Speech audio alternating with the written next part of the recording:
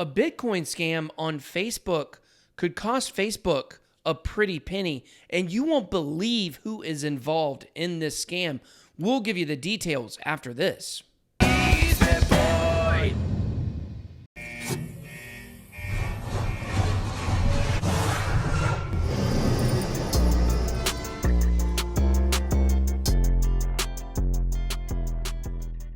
Welcome to BitBoy Crypto, your one-stop shop for everything Bitcoin and cryptocurrency related, powered by BitBoyCrypto.com. Don't forget to smash the like button and hit the subscribe so you get content like this every day. We are going back to our standard news videos pretty much every day. Can't promise every day.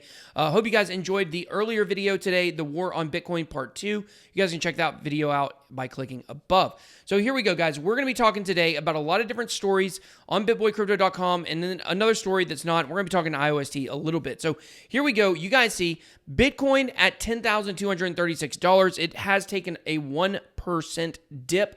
We have EOS coming in at 5.14%.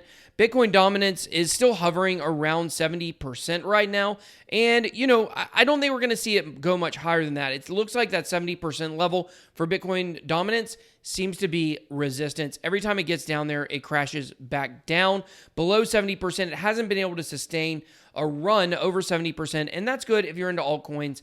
Are we going to see an altcoin season very soon? I personally don't think so.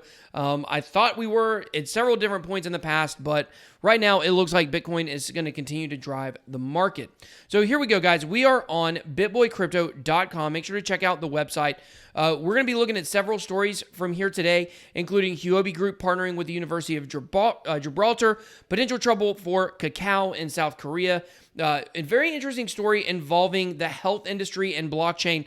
But before we get to all that, let's check out this story about the creator of Big Brother. No, I'm not talking about the government in the book 1984. I'm talking about the TV show, and I will tell you this.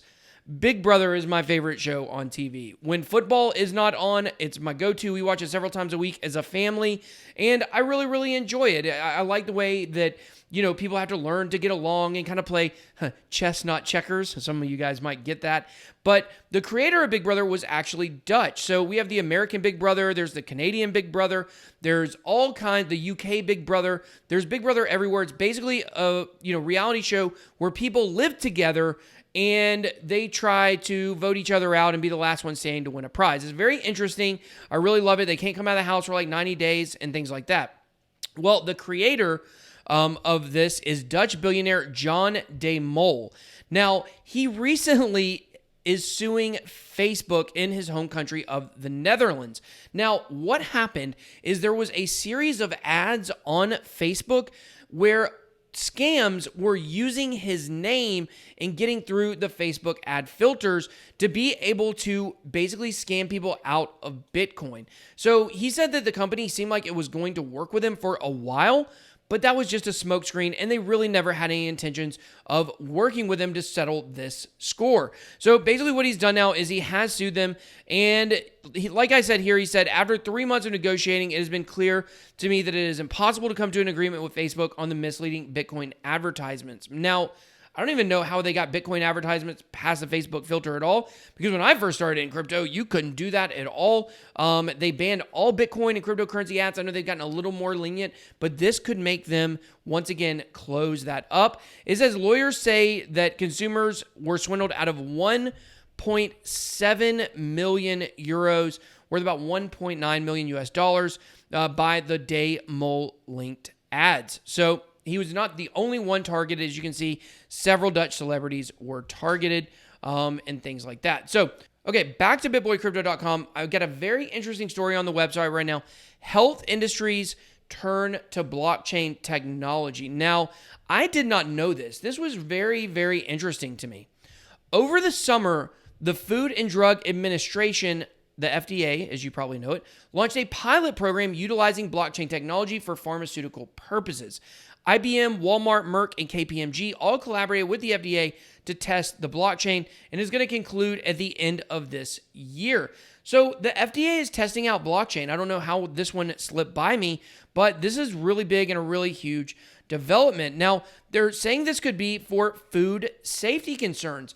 An E. coli outbreak recently involving lettuce is a good example. They really had a hard time tracking where all of this lettuce came from at first, but if this was all on blockchain, then it would be very easy to do. This is something we've been talking about, supply chain tracking in the cryptocurrency world for a long time. Now, other interesting things that I didn't know, or another interesting thing, was that Brazil recently became the first country to issue a birth certificate for a newborn on blockchain.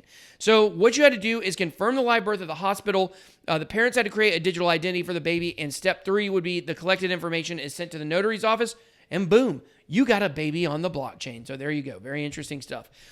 We got Huobi partnering with the University of Gibraltar. So the University of Gibraltar actually had a recent blockchain initiative. So this seems like a natural, growth out of that initiative where they were basically, giving insight into blockchain projects. So it says right here on September 5th, Huobi Group, obviously the exchange, the parent company of both Huobi University and Huobi Cryptocurrency Exchange, announced this unique endeavor, describing it as the first formal collaboration with a Western university from the Huobi Group. So this is big news if you're a big fan of the Huobi Exchange, or the Huobi University initiative that they have as well. So really cool to see them actually partnering with real universities.